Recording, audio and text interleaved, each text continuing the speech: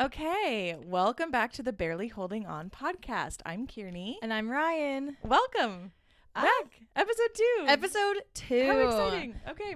We have some fun things to talk about, but the first thing I think that we should start with is our media of the day. Yes. So it's any form of media, either a book, a song, a movie, a show, just something that we really want to highlight and that has been either stuck in our head. So it could either be a good or a bad reason. But do you want to share yours? Okay, yeah. I know it's supposed to be one, but there's been a lot of new albums out recently, so I couldn't just pick one. So there are 2 albums that came out in the last 2 weeks. So one was this last Friday, and then one was the Friday before that. The first one was I'm Not Afraid of Music Anymore by Coin. Oh, I've never I've good. Never heard My of, God. Is it a band? So good. Coin is a band. Okay. Perfect. I don't know if maybe it Coin was is a band. I didn't know if maybe like coin instead of like dollar bill, like dollar, like tied up. I don't know. Yeah. No, that sounds sure. great. I don't know. I'm sure I know so I'm much just about a coin. coin. They're like a they're a dime. They're a coin. Anyway, no. Good Please try, continue. Though. Okay. So Coin released a new album. I'm Not Afraid of Music Anymore. It's so good. Like it's very, and I'll get to my second one and then I'll go back and chat about the 2. And then Hippocampus released a new album last Friday called Flood. That I've heard of. Okay. That I know. Great. That's a great start. Yes. And they're both just so good. And I think what surprised me, especially about Hippocampus's new album, is like overall the vibe is just a bit more mellow. Okay. And it's not as like fast paced as some of their other stuff, but it's like it's just so good and there's so much like to it. It's so I could just eat it. It's so delicious. It's so good.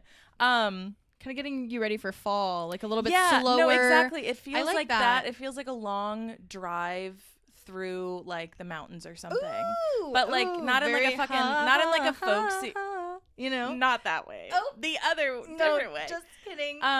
Never mind. Not folksy or country. I mean, honestly, there's a little bit of a country influence in a couple of those songs, but just more laid back, still very like introspective and very like raw, but just a little more of like an easy listening vibe almost. Love. And Coin's new album is also a little, I mean, it still has quite a bit of like punch to it, especially compared with some of their earlier stuff. But again, to me, it just seems like the album is a little more just kind of like laid back, I think is the best way to describe it. Okay, cool. And that's not usually like, not that I don't listen to slower, like below a certain like BPM, but like I don't necessarily gravitate towards like albums on a whole that as one piece together aren't don't move very fast or like don't have a lot of like fast paced upbeat.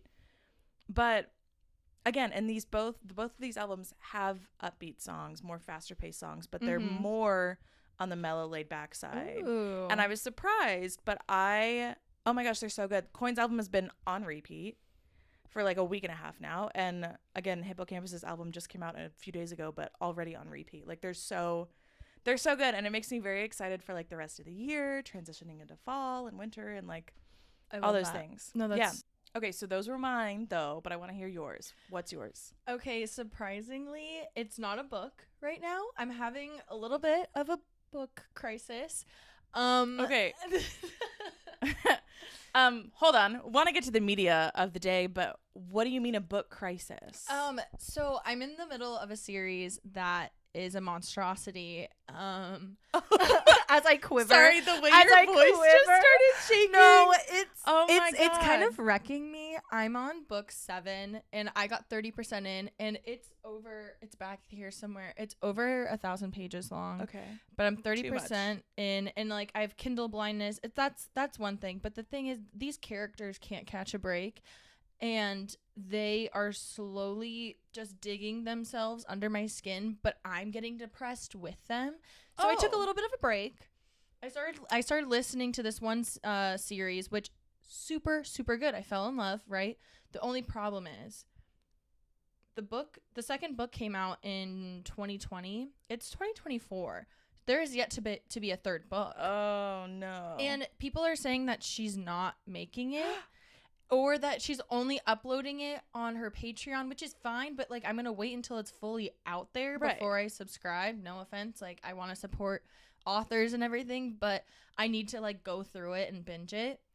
And so I'm in a little bit of a rut. Fine, great. So my actual media back to the media of the day. No, my media of the day is actually funny enough that you were mentioning slower songs. There's this song. It came out a while ago, but it's Cole by Dylan Gossett, and I listen to it every single time I get in my car. Oh, every single time. I listen to it multiple times a day. She's on heavy rotation. Listen to it just on repeat while I am in the car. And once the weather got a little bit cooler, I knew, I'm breaking out. I'm breaking out the song. Brisk vibes. Yeah, so that I'm really excited to be back in my Cole era, I guess. my what? Cole era. That's Cole? Cole. Oh. Coal. Okay, that was. Oh, yeah. Wow. Okay. Yeah, it's like about pressure, like why he's not a diamond, he's just coal. Anyway, it's a country song. I definitely thought when we started this little tangent here with your media of the day that it was cold. Was the name of the cold? No, but I do listen to it once it gets cold out. Understood. So, yes. Okay. Yes, and improv. Yeah, I know.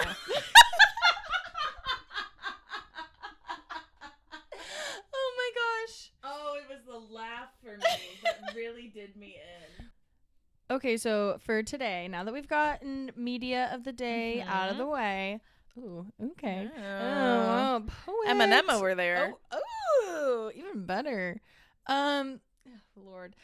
I wanted to talk about dating in San Diego. Oh, boy. Yeah. Yep, let's do it. Okay, so... okay, I almost said obviously. I hope it's not obvious, but I've been single for a very long time. I've been single for a very long time. I start crying. It's not obvious. Oh my god. Okay. Please continue. And it's been really hard trying to date and say I can't even take myself serious right now. I feel like it's... I'm sorry, I can't get over the...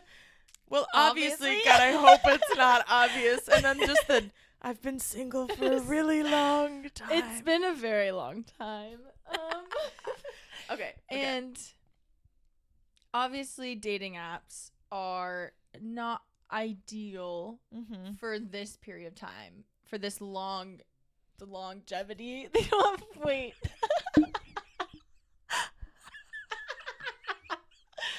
Oh my gosh. I swear I can get through this. It sound so much worse than it is. You're not really struggling. I feel I've been single since 2017, I think. Okay. We had a whole ass pandemic in there. Oh. You're fine. Okay. You're fine. I mean, I've had like situationships, but that's the whole other. Yeah. Anyway, look, dating's not.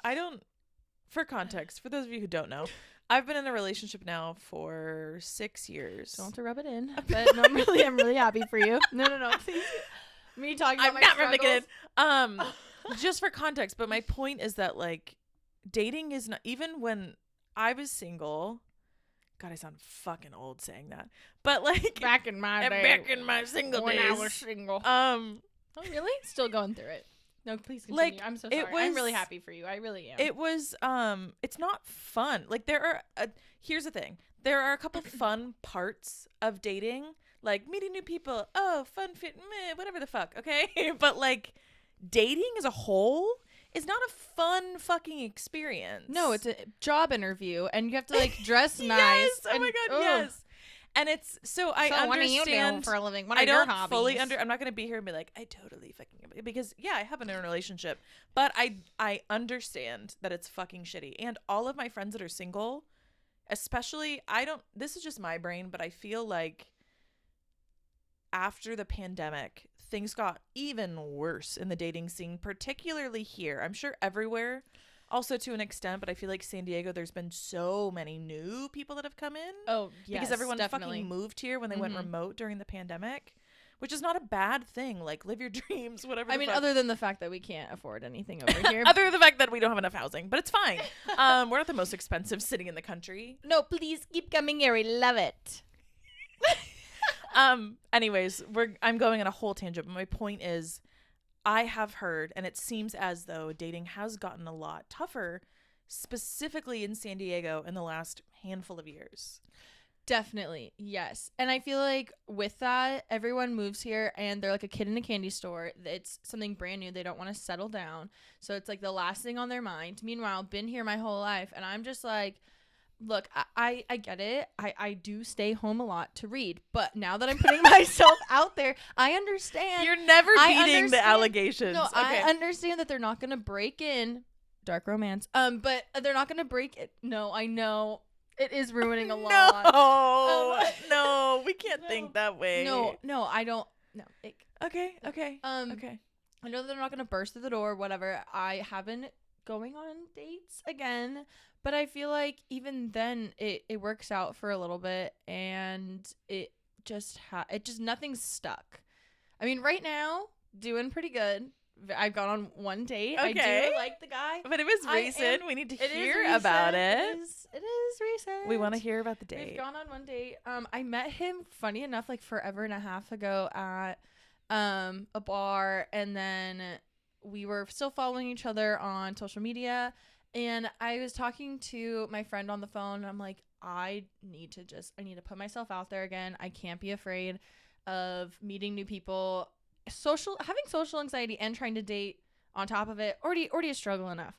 But I finally put myself out there, and I'm like, okay, I'm ready. I'm gonna go on a date. And then right as I said that on the phone, I got a DM from him going, okay, when can I take you out? And I was like, just out of nowhere? Out of nowhere. Out of nowhere. So okay, it's gone well. We have our second date coming up. I did get permission to bring that up, but it's fine. Okay, so yeah. cute. Very cute. We love that. But I will say, if we're the standard right now, is not the bar is low. I don't like where this is going. Okay. The bar is so low. Oh, the bar is in the hell. ground. Don't get me wrong. He's awesome. The thing is that before this, like I said before, I do read the books. Okay. I do like to read books. And so it does give you a very unrealistic expectation of men. Yeah. And I understand that. I did question maybe if, because I liked how things were in a book, maybe it would work out in person. So please elaborate. Oh my God. Please elaborate. I'm okay. So intrigued here. I'm sweating thinking about this. It literally gives me chills. Like, I don't even know if I can get the words out. Oh, wait. Oh, God. This is my favorite story. I don't even know. I need you to understand this is one of my favorite stories on the face of this planet. For the two people that are listening to this podcast right now or watching, I need you to understand how good this... Okay, please continue. Please go. So, I'm not... Okay. I thought that... Because I liked it in a book that maybe I would, I would also want a guy who talked like how some of the guys talk in my books. Which is how, Ryan? And so I told him, I like the dark, like the very masculine, overly masculine, very kind of domineering. Assertive, if you will. Yeah. And to be clear, the story that we're talking about, it has nothing to do with the guy that you just went on a date with. Correct. Want to make that very clear. This is very different. This was years ago, right? This is a long time ago. Great. Okay, continue. Just for context. So I'm hanging out with him, and we're on probably like our third or fourth date, and we're watching TV, and something got brought up about, I don't know, like kind of more dirty talk, I guess, and... I'm so proud of you. You're doing great. Keep going. I thought that I could handle maybe like a little bit of like, the whole Dom-esque verbiage. Like, I don't think I could handle anything more than that. No, but just again, it's like someone being the guy being a little more assertive, a little more demanding, if you will. So when it comes to the end of the night, I go to get up, and he goes the story for the first time. Okay. I go to get up, and he goes, "Did I tell you could get up?" And the way that my body, say it like that. He's like, "Did I tell you could get up?" And I'm like, I think I'm gonna actually die. I think I need to never. Oh, it's so this isn't for bad. me. I don't think I could ever. I don't think this is for me. I only want to read it, and I can't ever have that happen to me again. It was. I can't. I could. Oh no. I feel my That's body so going bad. in, like rejecting. It's bad. The like words. Yeah. Yeah. So do you have any fun stories you want to share? Well, none that are gonna top that probably. This is my. I mean, I don't think I have a lot of funny dating stories, to be honest with you, because like a lot of it is not. Oh well. Yeah. But we do have. We've got one, and we'll get into it please. here. Okay, so, Mom, I'm so sorry if you ever happen to listen to this. Just skip ahead about 2 minutes. My mom already knows all of mine. Yeah. So here's the thing. I did not date around until I was really out of college, I think. Like I had a couple fucking situationships. We're not going to get into that. Before then, but like I didn't really date in high school, college even. Like I don't know, for probably a myriad of reasons, whatever, it doesn't matter. So I really started dating in my like early, almost mid 20s. And you were there for that. Joanna was also. You probably were the two closest people to that era, which did not last long. Thanks, Ken. Love you so much. That's my boyfriend, by the way. For those of you that shout out to Ken. Kenneth. Oh, Lil Ken the plug. He'll get it. Jesus. He'll hate it, but he'll get it. My dating era, dating around. Yeah, I was gonna go there. This is one of my favorite stories now after the fact. At the time, scary. This was This was the first person that I had ever gone on an app date with, that I had ever hooked up with, and I will clarify, I don't mean like slept with, but like we fooled around. Okay, whatever.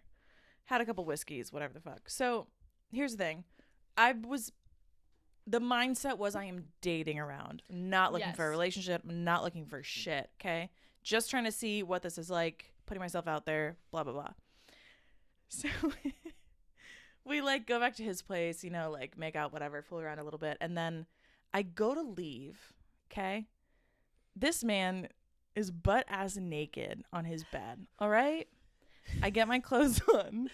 And I'm just going to walk to the fucking door. Okay, he has a roommate. Like, he lives in a house, whatever the fuck. I don't know. Yeah. But, like, it didn't even cross my mind whether this was an expectation I should have or not. I think it's pretty commonsensical to, like, walk the person you just had over.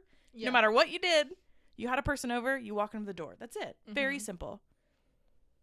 Or so I look over to him after I get my clothes back on. And he is face down, ass naked on his bed, pretending to be asleep, pretending. And I know that he's not, because he was awake precisely a minute and a half ago. 4-year-old trying to get carried out of the car? No, that is exactly the vibe. Ew. Here's the thing, this man was broken. We already know that. Okay, I already knew that. He was very nice. We had a great time. He was funny, whatever. But he was broken. I love that. He was very aware of that. I was very aware of that. I wasn't looking for anything. How many times have you already hung out with this guy? Oh, this was the first time. This was like This is the first date, and you already know how broken he is? Yes. Wow. Okay. All right. So he's already opened up. Okay. Yeah. So you're a and therapist all night, and then and not in that way. It was just we were just very candid about like, oh, love. This is where we're at in our like whatever the fuck. It was very cool, very transparent, not weird at all. Like we had a good time. It was very friendly. Yeah. Whatever. Not a big deal at all. I was not looking for anything. Okay. But I go over to him and I'm like, hey, I'm gonna leave. No response. Pretending to be asleep. So I like poke his back and I'm like, hey, I'm gonna go. And he goes, please don't try to change me. And I went, huh? Okay. And I walked out, saw myself to the door at 2 in the fucking morning, and drove myself home. And I sat in my car for a minute and I was like, did that just my first time hooking up with someone? And please don't try to change. Bro, I was not trying to get you to do anything besides make sure I got to the right fucking door. Hello? Please don't try to change me. As though I was asking for his hand in marriage. That is the most Nobody insane. Just wanted you to maybe, I don't know, lock the door behind me. Oh my God. So that's my one, like, it's really a miracle that I continued to date after that. That was my first Tinder date. My first, like, hookup ever. Yeah. Wow. Yeah, what a fucking time. Yeah, I think that would scar me for a bit. I mean, there are other pieces of that story that we will not get into. Oh, but he was he was nice. He, I think, when he was healed, maybe would have been a great guy. But he was recently not healed, so that's okay. No, that wasn't it. Yeah, good stuff. I mean, I had one kind of similar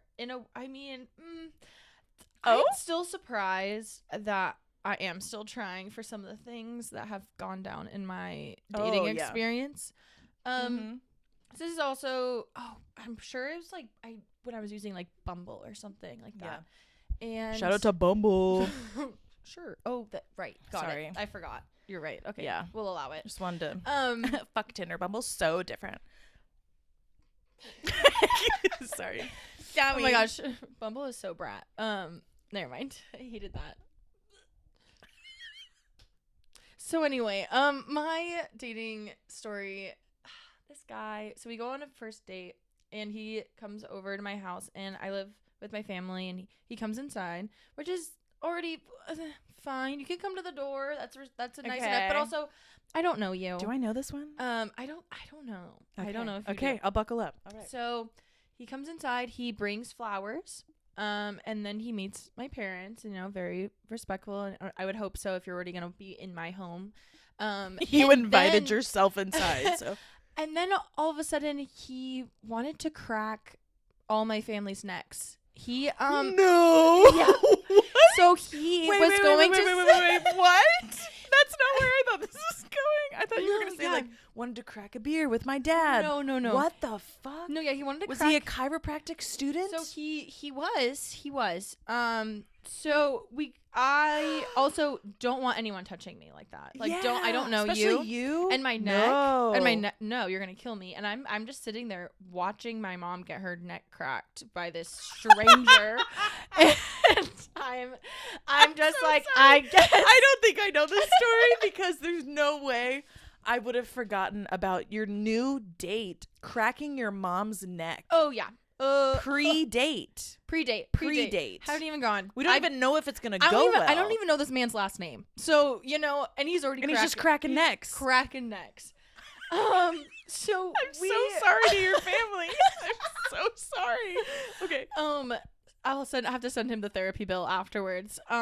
So we go, and, like, he drives both of us off to go and get sushi, which I love, which is great. We're sitting there and I start telling him how I have this concert plan that I'm going to with some friends.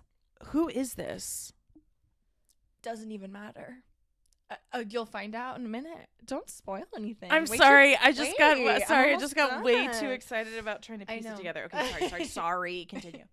So we're sitting there at dinner and I'm talking about this concert that I have planned with some friends and he goes, "Oh, wow, yeah, I really like that artist too." And I'm like, "Oh, cool, that's awesome." And as we're sitting there, he goes, "Cool, I just bought my ticket. I'll see you there." And I'm like, "Oh, wow." And I'm trying to like, I'm trying to be nice, but I'm like, I don't want him there. Like, this date isn't really going well. It's fine. Like, whatever. I'm like, that's so okay. Awkward. That just sounds like not reading social cues. No. It gets worse. Oh, good. Yeah. Okay. So great. The date ends. He ends up driving me back to my house and everything like that. We say goodnight. And I don't text him the next day. Hold on, did he kiss you? Well, we did some things in the car. Okay. That's fine. I just want to know if the kiss was good. Yeah. There was more. Yeah, I know. we just have a celebrate. I just wanted to know if the kiss was good. It was fine. It happened. Oh. I don't know. It wasn't like memorable. Oh God. I couldn't tell you a yes or no on that one. So that hurts. The next day, I don't really say anything, and I'm just kind of like figuring out how I feel. I'm like doing other things around the house. Yeah. And so it was one date. Okay. Yeah. And he texts me. I don't respond. It's probably like an hour and a half. He shows up to my house with flowers and asks why I'm not responding to his text messages. You're joking. An hour and a half, no response, and he shows up? Oh, yeah.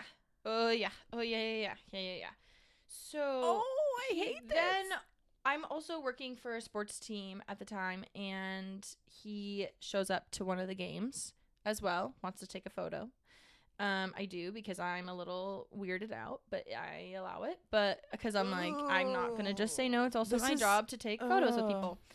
And then I proceed to block him after this because I have had enough. I kind of like ended up responding to some of the texts here and there. I'm like, you know what? Maybe I'm just not, whatever. I don't know. Anywho, don't respond. I block him and I kind of leave it at that. Yeah. Except for then 2 days later, I get a message request from a cat profile on Instagram.